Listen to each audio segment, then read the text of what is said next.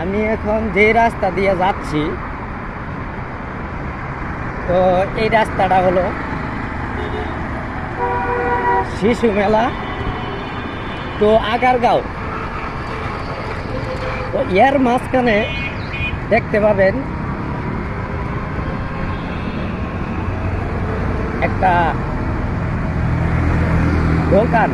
দোকানও আবার একটা জমি।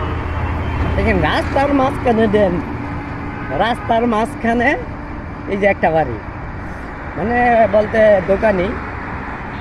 এই যে দোকান, এই রাস্তা দেখেন কতটুকু, এই যে রাস্তা এতটুকু রাস্তা, আরে এটা হলো রাস্তার মাঝখানে। তো এই যে দেখেন এটা হলো রাস্তা।